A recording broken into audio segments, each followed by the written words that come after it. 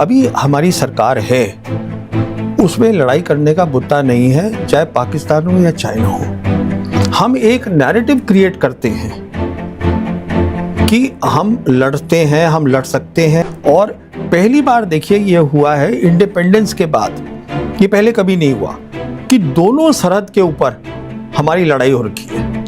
वो असलियत है, आज जो पाकिस्तान की इंटरनेशनल प्रोफाइल है वो बढ़ गई है सिंदूर के कारण। बिल्कुल, आप पाकिस्तान को नहीं हरा सकते जंग में। मैं किसी भी प्रोफेशनल को हिंदुस्तान के समझा सकता हूँ मैं ये क्यों बोल रहा हूँ, और ये मैं देश के हित में बोल रहा हूँ। ऑपरेशन सिंदूर के बाद ये आप नोट कर लीजिएगा क्या कर रहा है चीन। वो अब ये कोशिश कर रहा है, क्योंकि जियोपॉलिटिकल प्रोफाइल पाकिस्तान की बढ़ गई है बहुत ज़्यादा, कि Pakistan should be seen as the most important military power in South Asia. तो कहने का मतलब ये है कि इकोनॉमिकली तो हावी हो रहा है चीन हमारे एरिया पे, साउथ एशिया में, और मिलिटरली वो प्रॉप कर रहा है पाकिस्तान को। तो अगली जंग होगी, मैं आपको बता दूं, अगर हो, खुदा ना खास्ता ना हो, पाकिस्तान के साथ होगी जिसके पीछे चीन खड़ा होगा। राफेल क्यों लिया जा रहा है मुझे समझ में नहीं आ रहा है। और बात बताता हूँ, फ्रांस में टेक्नोलॉजी है, बट फ्रांस नेटो का मेंबर भी है। इसका मतलब ये है कि होल्ड उसके ऊपर कुछ अमेरिका का हमेशा रहेगा। पोलिकी में आपका स्वागत है। सानी साहब, सबसे पहला सवाल मेरा आपसे ये है कि हाल में जनरल नरवणे की किताब का बड़ा शोर मचा, काफ़ी विवाद हुआ। आपको क्या लगता है, अगर हम किताब को लेकर जो कंट्रोवर्सी हुई उसको अलग रख दें, लेकिन जो उन्होंने अपनी किताब में मेमोयर में कहा है उसको कितनी गंभीरता से देखते हैं आप? देखिए, इसमें दो बातें हैं, पर वो दो बातें बताने से पहले ये कहना चाहूँगा कि मेरे पास किताब नहीं है।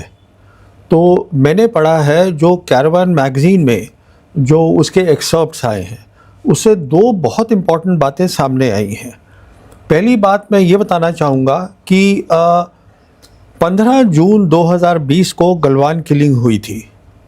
2 दिन के बाद, 19 जून को 2020 को प्रधानमंत्री ने ये कह दिया कि कोई आया नहीं है। इसका मतलब ये हुआ, चाइनीज़ को ये बता दिया गया था कि आप लड़ाई जीत गए हैं। जीत कैसे गए हैं कि हमने आपकी जो 1959 की क्लेम लाइन है उसको हमने मान लिया है।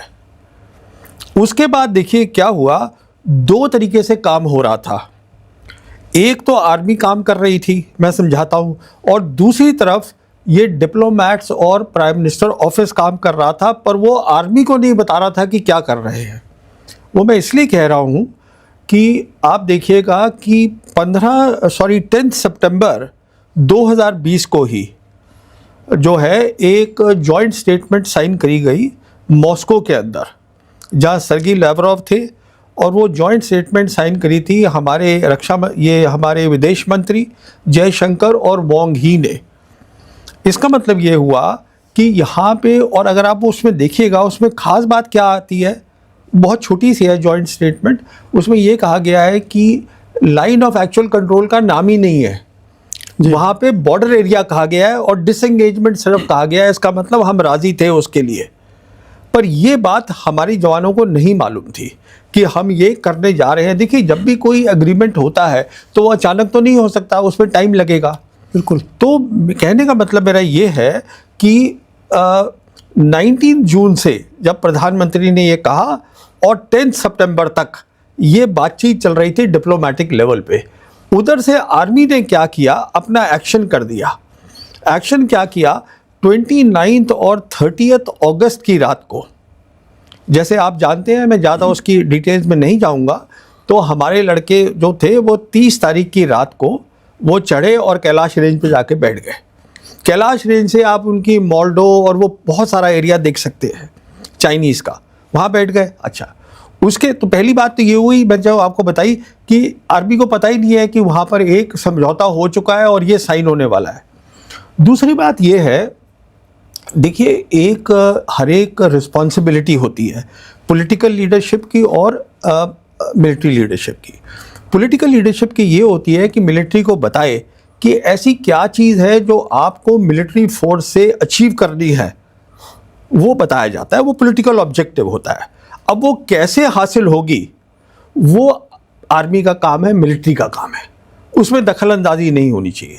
यहाँ पे क्या हुआ था कि नरावने लिख रहे हैं अपनी, वो जो एक्सर्प्ट्स आए हैं अनपब्लिश्ड मेमोयर के, उसमें साफ लिखा हुआ है कि उनको ये हिदायत थी कि कोई भी शॉट फायर नहीं होगा जब तक सबसे टॉप पे से क्लियरेंस ना हो, मतलब प्रधानमंत्री।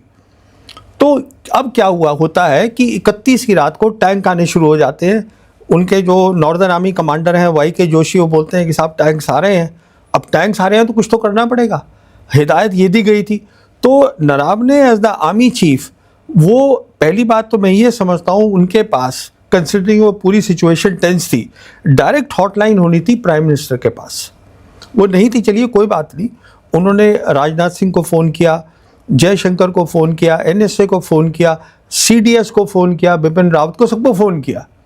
2 घंटे तक कुछ नहीं हुआ।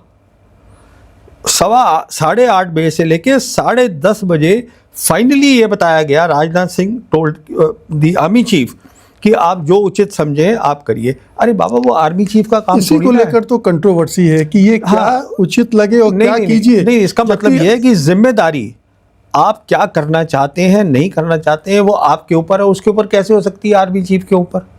ये तो पॉलिटिकल को, लीडरशिप को लेनी है ना। अब मेरे हिसाब से जो मेरी एनालिसिस है वो ये है, क्यों ये किया गया, वो इसलिए था क्योंकि आइडली चाहते नहीं थे प्रधानमंत्री या कोई भी पॉलिटिकल लीडरशिप कि आर्मी को ये पता चले कि हम उनसे एक्चुअली दोस्ती कर रहे हैं और हम साइन भी करने वाले हैं। ओके। क्योंकि देखिए ना, आप डेट्स देखिए, 31 अगस्त और 10 सितंबर जब साइन हो गया तो वो जिम्मेदारी इनको दे दी, जानते हुए कि वो शॉट नहीं फायर करेंगे। देखिए ना, पर जो रिस्पॉन्सिबिलिटी होती है वो पॉलिटिकल रिस्पॉन्सिबिलिटी है, कोई भी प्रधानमंत्री हो। जी, लेकिन जनरल कह रहे हैं कि मुझे अकेला छोड़ दिया। नहीं, देखिए अकेला तो ये है ना कि एक तो उनके ऊपर पहले रिस्ट्रिक्शन थी कि आप नहीं करेंगे। फाइनली जब 2 घंटे के बाद उनको बताया गया, अकेला इसलिए छोड़ दिया क्योंकि वो डिसीजन वो नहीं ले सकते। क्यों नहीं ले सकते? जब आप अगर ये शॉट फायर करते, मामला बढ़ जाता, लड़ाई हो जाती। देखिए, लड़ाई एक तो होती है जो फील्ड में होती है, उसके बाद आपको इंटरनेशनली देशों से बात करनी है, उसको जुटानी है, उनकी ओपिनियन। देखिए ना, 71 की लड़ाई में मिसेस इंदिरा गांधी ने क्या किया, 6-8 महीने लिए उन्होंने लड़ाई के पहले। हाँ, वो क्योंकि प्रिपरेशन चल रही थी। फिर ये जिम्मेदारी है पॉलिटिकल लीडरशिप की कि आपको पब्लिक ओपिनियन इंटरनेशनल एरिना में अपने फेवर में करनी है। फिर आपको इंश्योर करना है कि जो आपकी सप्लाईज हैं जो लड़ाई में चाहिए होंगी, या पता नहीं एक बार लड़ाई शुरू हो जाती है कितना वक्त लगेगा, तो वो भी आपको लानी है। तो कहने का मतलब ये है कि लड़ाई में बहुत सारा काम होता है जो पॉलिटिकल लीडरशिप को करना पड़ता है, कंधा देना पड़ता है मिलिट्री लीडरशिप को अपना काम करने के लिए। तो अगर मिलिट्री लीडरशिप को ये बता दिया जाए कि साहब आप जो उचित समझे, तो वो क्या करेगा? ये इसकी वजह जिम्मेदारी से भागना माना जाए या चीन का डर माना जाए? चीन के मामले में हम देख रहे हैं प्रधानमंत्री कुछ भी बोलने से कतराते हैं, भागते हैं। चीन का नाम तक लेने से वो घबराते हैं या डरते हैं, जो भी कह लें आप। तो क्या वजह थी कि इस तरह का निर्देश दिया गया जनरल को? देखिए, 15 जून 2020 को गलवान हुआ। 17 जून 2020 को जयशंकर ने वांग ही से बात करी। उसमें लिखा हुआ है, ये बात करी कि आप जो है ये आपकी गलती है। 19 जून को प्रधानमंत्री ने ये कह दिया कि कोई आया ही नहीं है। तो इसका मतलब ये है, सीधा कोई भी मतलब निकलेगा कि जो प्रधानमंत्री है या जो प्राइम मिनिस्टर है ऑफिस, उन्होंने अपने विदेश मंत्री, फॉरेन अफेयर्स मिनिस्टर को भी कॉन्फिडेंस में नहीं लिया, जबकि foreign minister is a very important person in the cabinet committee on security. उनको भी नहीं पता है। इसका मतलब लड़ाई नहीं करना चाहते हैं। और ये मैं क्यों कह रहा हूँ, उसके बहुत महीनों के बाद बयान आया जयशंकर का, किसी टेलीविज़न चैनल पे बैठे थे और कहते हैं मैं कैसे लड़ाई कर सकता हूँ, वो बहुत बड़ी इकॉनमी है, मैं छोटी इकॉनमी हूँ। भाई, इकॉनमी से कुछ नहीं होता है। पाकिस्तान हमसे जंग लड़ता है, उसकी कितनी छोटी इकॉनमी है। अफ़गानिस्तान है, वो क्या है in terms of military power. Political will होनी चाहिए लड़ाई की। अफ़गानिस्तान में 2 सुपर पावर्स एक तो सोवियत यूनियन और एक अमेरिका को लताड़ दिया उन्होंने। तो ये चीज़, ये इकॉनमी की बात नहीं होती, ये आपकी सॉवरेनिटी, आपकी सरहद की बात है। मैं इससे बिल्कुल सहमत नहीं हूँ जो जयशंकर ने कहा ये इकॉनमी है। नहीं, आप लड़ेंगे अपने देश के लिए, अपनी ज़मीन के लिए। आप साहब ये कैसे कह सकते हैं कि कोई आया नहीं है? अगर कोई आया नहीं है तो अभी बातचीत किस बात पे हो रही है? बिल्कुल, लेकिन ये विल पावर हम देखते हैं कि पाकिस्तान के खिलाफ ज़बरदस्त दिखलाई पड़ती है। सर्जिकल स्ट्राइक करनी हो, ऑपरेशन सिंदूर, तुरंत हमने अटैक कर दिया। तो नहीं, क्या मैं आपको ये यहाँ दोनों पे नहीं, मैं आपको यहाँ थोड़ा सा करेक्ट करना चाहूँगा। देखिए, जो मैंने समझा है, क्योंकि मैंने बहुत ध्यान से इस चीज़ों को मैं फॉलो करता हूँ, जो अभी हमारी सरकार है उसमें लड़ाई करने का बुत्ता नहीं है, चाहे पाकिस्तान हो या चाइना हो। हम एक नैरेटिव क्रिएट करते हैं कि हम लड़ते हैं, हम लड़ सकते हैं। जैसे कि आपने मिसाल दिया बालाकोट का, लीजिए आप। बालाकोट में क्या हुआ? बालाकोट में हमारी जो इंडियन एयरफोर्स थी वो रात के टाइम एरिया में, जहाँ रडार नहीं था, जहाँ वो तैयार नहीं थे, क्योंकि कभी पहले एयरफोर्स यूज़ ही नहीं हुई थी इंडिया पाकिस्तान के बीच में, वहाँ जाके हमने अपना फेंक दिया, बालाकोट के अंदर मिसाइल फेंक दी। अगले दिन वो दिन दहाड़े आए और हम तैयार नहीं थे। क्यों मैं ये कह रहा हूँ हम तैयार नहीं थे? क्योंकि हमने अपनी मिसाइल से अपने हेलीकॉप्टर को गिरा दिया कंफ्यूजन में। हमारे मरे थे ना, हमारा हेलीकॉप्टर गिर गया। अच्छा, अभी रिसेंटली जो उस समय एयर चीफ होते थे धनुआ, वो एक किसी चैनल पे बता रहे हैं कि हमारे पास तो ब्लास्ट पेन ही नहीं थे। ब्लास्ट पेन का मतलब होता है कि आपका जो बड़ा एयरक्राफ्ट है, जैसे सुकोई 30, तो उसको रखने के लिए, आपको अंदर सिक्योर करने के लिए वो बनाए जाते हैं। वो हमारे पास है ही नहीं, तो हमारा मिग 21 वहाँ थे, उसको लगा दिया। अच्छा, मेन बात क्या है, जब उन्होंने अपना ऑपरेशन किया जिसका नाम था ऑपरेशन स्विफ्ट रिटॉर्ट, उस समय इंडियन एयरफोर्स ने पब्लिकली ये कहा कि हाँ, जो इन्होंने किया है वो लड़ाई है, पर हमने कुछ नहीं किया। दूसरी बात, सिंदूर में आई है। सिंदूर में ये था कि हमें उनकी टेररिस्ट इंफ्रास्ट्रक्चर पे अटैक करना है। देखिए साहब, ये हमारा इतिहास हिंदुस्तान और पाकिस्तान का बताता है, अगर आप वहाँ मिसाइल फेंकेंगे वो चुप थोड़ा बैठेगा। पर हमने क्या किया, आधे घंटे के अंदर अंदर ही हमने उनसे कहा कि हम सीज फायर के लिए तैयार हैं। राजनाथ सिंह का बयान है पार्लियामेंट में। तो ये आप जो कह रहे हैं, बल्कि बताकर हमने हमले किए। नहीं, ये भी कहा गया कि हमने उनको इन्फॉर्म कर दिया था। नहीं, वो उस पर शक है। उस बात पर कहने का मतलब ये है, उनको पता था। उनको इसलिए पता था क्योंकि चीन उनकी मदद कर रहा था, पूरी बैटलफील्ड की उनके पास विजिबिलिटी थी, तो उनको पता था हमारे हवाई जहाज क्या है, उनको पता था। वो सिर्फ इंतज़ार कर रहे थे कि आप मिसाइल फेंकिए और हम उसका जवाब देते हैं।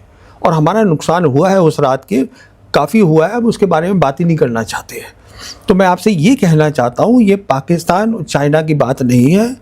ये बात ये है कि एक नैरेटिव क्रिएट करा जा रहा हुआ है अभी तक कि हम लड़ाई तो करना ही नहीं चाहते, पर हम दिखाना चाहते हैं कि हम जो हैं बहुत बहादुर हैं। और पहली बार देखिए ये हुआ है इंडिपेंडेंस के बाद, ये पहले कभी नहीं हुआ कि दोनों सरहद के ऊपर हमारी लड़ाई हो रखी है। चीन के साथ भी वहाँ फ़ौज बैठी है, पाकिस्तान के साथ भी फ़ौज बैठी हुई है। ये पहले कभी नहीं हुआ, एक ही होता था, सिर्फ पाकिस्तान होता था। तो ये मेरे ख्याल में तो ये बात नहीं कि हम पाकिस्तान से लड़ लेंगे, वहाँ भी नहीं लड़ना हमको। जी, तो एक नैरेटिव बनाना है। नैरेटिव हम घुस के घर में घुस के मारते हैं। This is the narrative. ये एक नैरेटिव है कि उससे क्या होता है कि लोग को ये होता है कि अच्छा, किसी भी प्राइम मिनिस्टर इतना नहीं किया कि घुस के मार दिया। Basically domestic politics. अरे बाबा, जब आप घुस के मारते हैं तो फिर आपको लड़ाई भी करनी है, पर वो वाला जो पार्ट होता है, लड़ाई वाला पार्ट, फिर वो एक नैरेटिव बन जाता है। जो इनके अपना टेलीविज़न चैनल है, सारी गोदी मीडिया है, फिर वो उस बात को दबा देते हैं और फिर वो दूसरी तरफ शुरू हो जाती है कि हमने, अभी इसी को देख लीजिए आप, सिंदूर के ऊपर बहुत सारे जनरल्स ने किताब लिख दी है। किसी भी किताब में जो पहली रात थी जहाँ पर हमारा भारी नुकसान हुआ है, हवाई जहाज का, जो कि सीडीएस ने कहा है कि हाँ कुछ नुकसान हुआ है, हम उसका जिक्र ही नहीं करते हैं और इस किताब में जिक्र ही नहीं है। ये कहना कि हमने 10 मई को वहाँ पे बहुत उनका नुकसान किया, ठीक है हमने किया, अच्छी बात है, लड़ाई है तो होना चाहिए उनका नुकसान भी, पर हवाई जहाज की लड़ाई सबसे अहम होगी हिंदुस्तान और पाकिस्तान के बीच में, और वहाँ जो हुआ हम बात ही नहीं करना चाहते। और इसी की बुनियाद पर कि एयर वॉर में क्या हुआ, ट्रंप है वो बोल रहे हैं कि ये क्या कहते हैं 7 हवाई जहाज गिरे हैं, उनके प्रधानमंत्री अब तो वो 10 पर आ गए हैं। हाँ, 10 राफेल गिराने की उनके बात जो कर प्रधानमंत्री हैं वो यूनाइटेड नेशन में बोल रहे हैं कि हमने 7 इनके हवाई जहाज गिराए और हमने उसका जवाब नहीं दिया, क्योंकि जवाब देना ही नहीं चाहते हैं हम। तो कहने का मतलब ये है कि अगर एक ऐसा मीडिया हमारा हो जो पूरा ऑब्जेक्टिव मीडिया हो, तो वह सरकार से ये सवाल उठाएगा कि साहब ये बताइएगा, जब वो ये यूनाइटेड नेशन में बोल रहे हैं तो हमारी क्या पोजीशन है, वो आप बताइएगा। वो नहीं कोई पूछ रहा है। सानी साहब, ऑपरेशन सिंदूर में जो हुआ ठीक है, लेकिन उससे कुछ निष्कर्ष निकलते हैं कि भारत और पाकिस्तान के बीच जो डिफेंस का वो है फासला है वो कितना है, या हम पाकिस्तान के मुकाबले कितने तैयार हैं, या पाकिस्तान चीन के साथ मिलकर हम पर किस हद तक हावी हो सकता है। ये जो निष्कर्ष निकले उन पर जरा रोशनी डालिए। देखिए, क्या क्या सबक हैं? मैं आपको सीधी सी बात बोलता हूँ, ये जब ऑपरेशन सिंदूर हुआ था उसके पहले मैंने वीडियो करे थे और मैंने समझाया था कि क्यों हमको नहीं करना चाहिए कुछ भी एयर अटैक, क्योंकि चीन उनकी मदद करेगा। हमने किया, बहुत बड़ा नुकसान उठाया है सिंदूर में, वो असलियत है, वो असलियत है। आज जो पाकिस्तान की इंटरनेशनल प्रोफाइल है वो बढ़ गई है सिंदूर के कारण। बिल्कुल। अच्छा, अभी देखिए, अभी मैं आपको दावे के साथ कह सकता हूँ, अगर खुदा ना खास्ता जंग हुई हिंदुस्तान और पाकिस्तान के बीच में, मेरे ख्याल में मोदी सरकार को लेसन मिल गया है। अभी वो कुछ नहीं करेंगे, उनके भी समझ में आ गया है चीन खड़ा है पाकिस्तान के साथ, पाकिस्तान नहीं हार सकता। आप पाकिस्तान को नहीं हरा सकते जंग में। मैं किसी भी प्रोफेशनल को हिंदुस्तान के समझा सकता हूँ ये मैं ये क्यों बोल रहा हूँ, और ये मैं देश के हित में बोल रहा हूँ। ये नहीं है कि मैं देश के खिलाफ हूँ इसलिए मैं बोल रहा हूँ, ये नहीं, क्योंकि हमें समझना है चीन कितनी बड़ी ताकत है, हमें समझना है चीन और पाकिस्तान की क्या दोस्ती है, इन बातों को हमें समझना है। ये लड़ाई का ये मतलब नहीं होता कि आपने साहब शुरू कर दिया काम। पहले आपको, जिसे हम कहते हैं लड़ाई में एप्रिसिएशन, कि आप पहले जायज़ा लीजिए कि क्या माहौल है, इंटरनेशनल माहौल क्या है, रीजनल माहौल, कौन किसकी मदद करेगा, किसके पास होगी। तो मैं आपको दावे के साथ कह सकता हूँ, मेरे हिसाब से मोदी सरकार को सबक मिल गया है ऑपरेशन सिंदूर में, जिसके बारे में हम बात नहीं करना चाहते हैं। तो मैं बिल्कुल उम्मीद करता हूँ ये कुछ भी नहीं करेंगे। अगर कोई अटैक भी होता है तो हम कोई और ज़रिया ढूंढेंगे, पर अगर किया तो वो हमारे हित में नहीं होगा नतीजा। और अब तो पाकिस्तान के साथ अमेरिका भी खड़ा नज़र आ रहा है। नहीं, देखिए, अमेरिका किसी के साथ भी नहीं खड़ा है। अमेरिका एक ऐसा मुल्क है, क्योंकि अमेरिका सुपर पावर रहा है, अमेरिका ने कोल्ड वॉर जीती है, अमेरिका किसी का दोस्त नहीं है। ये बात अमेरिका के लिए लागू नहीं है जो चीन और पाकिस्तान के लिए लागू है। अमेरिका आज हमारे साथ है, कल नहीं है, आज पाकिस्तान के साथ है, कल नहीं है। पाकिस्तानी भी समझते हैं, हम समझने से इनकार कर रहे हैं। हमें 1 साल पूरा प्रेसिडेंट ट्रंप ने पब्लिकली हमारी बेइज्जती करी है मुल्क की। अच्छा, आज हमारे पास दुनिया में, देखिए, दुनिया आज मल्टीपोलर है। इसका क्या मतलब है, एक बड़ी ताकत नहीं है, 3 बड़ी ताकतें हैं। 2 क्या है, चाइना और रशिया। रशिया हमारा खास दोस्त है, हमें रशिया के साथ ज़्यादा अपनी वो दोस्ती बढ़ानी है। चाइना के साथ हमें रिलेशन नॉर्मल करने हैं। अगर आज मैं बताऊं कि क्या हमें करना चाहिए जिससे हमारे देश को फ़ायदा हो, फ़ायदा का क्या मतलब होता है, फॉरेन पॉलिसी का मतलब होता है किस तरीके से हमारे जो मुल्क में लोग हैं, और इस मुल्क में 80 करोड़ लोग हैं जिनको खाना नहीं मिल रहा है, और ये प्रधानमंत्री बोल रहे हैं। अगर उनको खाना नहीं मिल रहा है तो फॉरेन पॉलिसी का मतलब एक ही होता है, उनकी ज़िंदगी कैसे बेहतर बनाई जाए। अगर आपको वो करना है, आपको नॉर्मल रिलेशंस करने पड़ेंगे चाइना के साथ, और आपको पाकिस्तान से बात करनी पड़ेगी। और कोई तरीका नहीं है, क्योंकि डेवलपमेंट किसी मुल्क का अशांति के माहौल में नहीं हो सकता। लेकिन साहनी साहब, हमारे देश में माहौल ऐसा है कि ये माना जाता है कि चीन के साथ तो संबंध कभी सामान्य हो ही नहीं सकते। वो चीन को एक तरह से शत्रु के भाव से भी देखते हैं और उस पर भरोसा करने के लिए भी तैयार नहीं है। ये जो मानसिकता है, जब तक इससे नहीं निकलेगा भारत, या लीडरशिप देश को कन्विंस नहीं करती है कि चाइना अब सुपर पावर बन गया है, उससे हमारे बहुत सारे इंटरेस्ट जुड़े हुए हैं, इकोनॉमिक इंटरेस्ट भी जुड़े हुए हैं, ये कैसे करेगी? ये लीडरशिप के लिए कोई बहुत बोल्ड स्टेप उठाना पड़ेगा। देखिए, लीडरशिप करना नहीं चाहती है, और जो लोग हैं हमारे, वो जो लीडरशिप बोलती है उसको मान लेते हैं। दिक्कत क्या हुई है मैं आपको बताता हूँ। ये जो हम बोलते हैं ना मल्टीपोलर वर्ल्ड बनी है, ये बनी है जब मोदी सरकार पावर में आई है। क्योंकि मोदी सरकार पावर में आई है मई 2014 में, शी जिनपिंग प्रेसिडेंट बने हैं नवंबर 2012 में। समझे ना आप? तो वो तकरीबन एक रहा है, उसी वही वक्त हुआ है। अब हमारी सोच हमेशा ये रही है कि अमेरिका सुपर पावर है, अच्छा हमारे इंटरेस्ट वहाँ बहुत है, फिर हमारा एक कलोनियल माइंडसेट है कि अगर कोई गोरा हमें शाबाशी दे देता है हम खुश हो जाते हैं। अब हम ये कैसे मान लें कि हम चाइना जो है वो हमारे बराबर का है या हमसे बड़ा हो गया है? तो हम कंपटीशन दिखाना चाहते हैं कि हम कंपटीशन कर रहे हैं चाइना के साथ। असलियत ये है कि चाइना के साथ कंपटीशन ही नहीं है। असलियत ये है, आज जो प्राइम मिनिस्टर है कनाडा का, जो प्राइम मिनिस्टर है यूके का, जो प्राइम मिनिस्टर है स्पेन का, वो जा रहा है, वो सब चाइना जा रहे हैं। क्यों जा रहे हैं? चाइना इसलिए जा रहे हैं क्योंकि चाइना आज मैन्युफैक्चरिंग पावर है दुनिया का। 31% मैन्युफैक्चरिंग दुनिया की चाइना कर रहा है, सप्लाई चेन्स चाइना में है।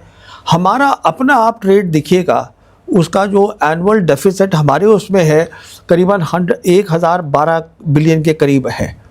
कहने का मतलब ये है, हम नॉर्मल रिलेशंस नहीं करना चाहते, क्योंकि ये दिखाना है हमको। देखिए, ये भी नैरेटिव बिल्डिंग है, ये नैरेटिव बिल्डिंग है हम ताकतवर हैं। ये नैरेटिव बिल्डिंग है कि हम compete कर सकते हैं चाइना के साथ रीजनली। असलियत ये है कि देखिए, हमें ये सोचना है, और यहाँ काफ़ी समझदार लोग हैं हिंदुस्तान में जो स्ट्रैटेजी बना सकते हैं, जो समझा सकते हैं सरकार को, अगर सरकार समझने के लिए तैयार है कि हमारे क्या बेहतर ऑप्शंस है, हम कैसे अपने देश को तरक्की के रास्ते पे ले जा सकते हैं। अब देखिए, मैं आपको एक और मिसाल देता हूँ। अब हमने ईयू के साथ हमने कहा सबसे बड़ी ट्रेड डील हो गई है, ठीक है। ईयू जो है वो 20 ट्रिलियन इकॉनमी है, ठीक है। प्रॉब्लम तो क्या है कि आज ईयू ही स्टेबल नहीं है। 27 कंट्री ईयू बनाते हैं। अभी क्या होगा, पहले तो वो 24 लैंग्वेजेस में वो जो ड्राफ्ट है उसका, वो उनको दिया जाएगा, वो उसको पढ़ेंगे, उसमें कहेंगे हाँ ये नहीं हो सकता, ये करो ये करो। कहने का मतलब ये है कि 1-1.5 साल के बाद ईयू का क्या हश्र होगा वो हमें मालूम ही नहीं है। तो जब हमारे पास चाइना और रशिया है, चाइना ये तो नहीं कह रहा है कि आप हमें करो। देखिए, आज क्या है, चाइना के साथ इन्वेस्टमेंट कोई नहीं आ रहा है चाइना से, और इन्वेस्टमेंट जो होता है वो प्रूफ होता है म्यूचुअल ट्रस्ट का। तो म्यूचुअल ट्रस्ट तो है नहीं। जो ये ट्रेड चल रहा है वो इसलिए चल रहा है क्योंकि मजबूरी है हमारी, पर ये लोग नहीं समझने की कोशिश कर रहे हैं। हम आज भी जो है, अमेरिका सुपर पावर है, अमेरिका बहुत इंपॉर्टेंट कंट्री है, हमारे अच्छे रिश्ते होने चाहिए, पर आज जो है हमको अलग तरीके से सोच रहा है। तब से ये सब के सब इन्होंने काउंटर टेरर ऑपरेशन करे हैं, यही इनको समझ में आते हैं। मैं तो साफ बोलता हूँ जी। तो अब लड़ाई कैसे बदल रही है, क्या हो रहा है, इनको पता ही नहीं है। क्यों नहीं पता है? अगर आपको पता करना होता तो आप ये देखना कि अमेरिका कैसे लड़ाई लड़ेगा मॉडर्न वॉर। आप ये देखिए कि पीएलए कैसे लड़ रहा है। अरे बाबा, दुश्मन तो आपका पीएलए है ना, और पीएलए जो है इस समय मॉडर्न वॉर के टॉप पर है। टॉप पे मतलब वो और अमेरिका है। अरे साहब, आप इधर देखिएगा, आप उधर देख रहे हैं, इधर का नहीं कुछ पता है। उनकी भाषा बोलते हैं हमारे मिलिट्री लीडर्स, कि वो उनकी जितनी भी टर्मिनोलॉजी है वो सब इस्तेमाल होती है। हमें एक ऐसा रक्षा मंत्री चाहिए जो ये समझा पाए लोगों को, अरे बाबा, आप जो हमारा पीएलए है इसको आप समझिए और इसके बेसिस के ऊपर आप अपनी मॉडर्नाइजेशन करिए। देखिए उसके पास क्या ताकत है, हम कैसे करेंगे, कितने वक्फे में करेंगे, एक रोड मैप बनाइए, वो सब, और बोलिए उसके बारे में, ये करिएगा। चीन और हमारे में कितना फ़र्क है? बस ज़मीन आसमान कर लीजिए। देखिए, इन मसलों को समझना बहुत ज़रूरी होता है। जब आप हॉट वॉर की बात करते हैं तो मैंने इस पर किताब लिखी है 2022 में, उसका नाम है द लास्ट वॉर, जिसमें मैंने कहा है कि पहले 72 आवर्स में दिख जाएगा क्या हो रहा है, और हफ्ते या 10 दिन से ज़्यादा जंग चल ही नहीं सकती, और डिसाइसिवली चाइना के फेवर में होगी। इतना अंतर है? जी हाँ, ये मैंने 2022 में लिख दिया था। वो किताब है चाइना के ऊपर, और आज चाइना जो है, अमेरिका भी मानता है कि हम वेस्टर्न पैसिफिक में हम चीनी पीएलए को नहीं हरा सकते। तो ये एक असलियत है, उसको समझिए। तो समझिए पीएलए कर क्या रहा है, उसके बेसिस पे अपना प्लान बनाइए। आपको अमेरिका से थोड़ा लड़ाई लड़नी है, आपको तो लड़ाई चाइना से भी नहीं लड़नी, पर आपको डिटरेंस बनाना है, कि आपको एक ताकत बनानी है कि आपको ये ना कहना पड़े कि नहीं मैं लड़ाई लड़ता, वो छोटी इकॉनमी है, मैं बड़ी इकॉनमी हूँ। ये सब बेकार की बातें हैं। पॉलिटिकल विल लाइए, डिटरेंस बनाइए, उसके लिए चाइना को स्टडी करिए, पीरियड। और चाइना के साथ नॉर्मल रिलेशंस करिए और पाकिस्तान से दोस्ती करिए। ये है formula. Why peace in the region. Peace के बाद आपको 10-15 साल मिलते हैं, अपना डिटरेंस क्रिएट करिए चाइना को पढ़ के। ये रोड मैप है। तो पाकिस्तान के साथ दोस्ती कैसे होगी? हिंदू मुसलमान करना है हमको तो। किसको? हमने अब वो आप देखिए, ये आपके मुद्दे हैं, मतलब दीज आर योर एरियाज। ये तो पूरी डोमेस्टिक पॉलिटिक्स पाकिस्तान के विरोध पे टिकी हुई है। नहीं, मैं इस पे कमेंट भी नहीं करना चाहता हूँ जी। देखिए, मुझे साफ बात पता है कि मैं ये समझता हूँ जो इतिहास है वो है। आज भी पाकिस्तान ये कह रहा है, और मैं इस बुनियाद पे इसको बोल रहा हूँ कि मैं आई थिंक फरवरी या अप्रैल 2022 में उन्होंने, पाकिस्तान ने अपनी पहली नेशनल सिक्योरिटी पॉलिसी को रिलीज़ किया था। मुझे बुलाया गया था, वहाँ मुझे मौका मिला था जनरल बाजवा से बात करने का, और जनरल बाजवा ने मुझे यही बात कही थी, और वही उनकी आगे आसिम मुनीर भी फॉलो कर रहे हैं, कि कश्मीर का मुद्दा है, पर जो कश्मीर का मुद्दा है ये नहीं है कि वो कह रहे हैं कि कल इसका फैसला चाहिए। अब मुद्दा तो है। अब मुद्दा क्यों है? क्योंकि हम कह रहे हैं अब वो हमारा हिस्सा बन गया, अच्छी बात है। सवाल ये है कि फिजिकली वो बैठे हैं उस पर, तो पाकिस्तान ऑक्यूपाइड कश्मीर में बैठे हैं, चीन भी बैठा है, तो फिर आप कैसे? और वो इंटरनेशनल यूएन के अंदर इशू है, अभी भी, आज भी है। ये थोड़ा ना होता है आपके कहने से यूएन से वो साफ हो गया। So there is a issue आपको, और हमने पहले भी बात करी। अब ये कहना कि वो हमें धोखा देता है पाकिस्तान, देखिए पाकिस्तान धोखा नहीं देता, धोखा आपने अपने आप को दिया है। ये मैं बताना चाहूँगा कैसे धोखा अपने आप को दिया है। 1991 से लेकर और आज तक, आज तो खैर वो वक्त चला गया क्योंकि अब चीन उनके साथ जुड़ गया है, पर आपके पास मौका था, आप एक डिटरेंस मतलब एक लड़ाई लड़ने की ताकत रखते, बनाते, आपने नहीं बनाई। आप सिर्फ काउंटर टेरर ऑपरेशन करते रहे। देखिए, ये अप्रैल 2020 में चाइनीज़ आके बैठ गए हमारे एरिया पे, ईस्ट लद्दाख में। क्या हम उनको हटा पाए? नहीं। क्या हम उनको धक्के से फेंक पाए? नहीं, क्योंकि उनके पास डिटरेंस है। हमें पता है उनके पास काबिलियत है। अगर आपने इस डेकेड्स में सालों साल ये काबिलियत बनाई होती पाकिस्तान के ख़िलाफ़, तो पाकिस्तान सोचता कि क्या मैं प्रॉक्सी वॉर करूं या नहीं करूं। वो इसलिए प्रॉक्सी वॉर कर रहा है क्योंकि वो बातचीत करना चाहता है, और आप मिलिटरली उसको, ये एक मिलिट्री इशू है प्रॉक्सी वॉर, इसको आपने पॉलिटिकल इशू बना दिया है। ये लास्ट बात बताना चाहूँगा कि 1990 में 91 में जब ये मसला शुरू हुआ था तो बहुत सारी फौज हमने जम्मू कश्मीर भेजी थी। आर्मी चीफ रॉड्रिक्स थे, जनरल रॉड्रिक्स। तो उस समय क्या हुआ था, उनके आर्मी चीफ थे जनरल नवाज जंजुआ, आसिफ नवाज जंजुआ। वो घबरा गए थे, वो घबरा गए कि इन्होंने इतनी फौज भेज दी है। उन्होंने अमेरिका को अप्रोच किया था कि ये इंडिया हम पे अटैक कर देगा। उस समय डिफेंस मिनिस्टर शरद पवार होते थे। तो उस समय फिर ये फैसला हुआ था कि आर्मी चीफ चिट्ठी लिखेंगे आसिफ उनके आर्मी चीफ को कि साहब आप आके देखिएगा, हम ऐसा कुछ नहीं कर रहे हैं, हम लड़ाई के हमने कोई डिफेंसेस वगैरह अपने तय नहीं किए हैं। कहने का मतलब ये है कि 1991 में उनको ये लगा कि आप हमला करेंगे। अब वो बेखबर ये करते रहते हैं प्रॉक्सी वॉर, क्योंकि उनको पता चल गया है आपने इतने सालों साल अपनी ताकत ही नहीं बनाई, आप यही करते रहेंगे अपना अंदर बैठे हुए। और ऑपरेशन सिंदूर में और एक्सपोज हो गया। ऑपरेशन सिंदूर में तो बहुत, ये मैं कहता हूँ ये एक बहुत गलत ऑपरेशन था मेरे हिसाब से, और मैंने इसको जिक्र किया है इस ऑपरेशन से पहले ही। ये नहीं कि मैं आज बोल रहा हूँ उसके बारे में, क्योंकि पाकिस्तान की इंटरनेशनल प्रोफाइल बढ़ गई, सबने देख लिया।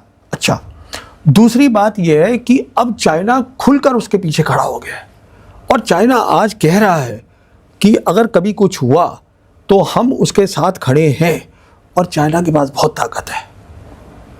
बिल्कुल, बहुत बहुत शुक्रिया साइनी साहब इस बातचीत के लिए, आपका धन्यवाद।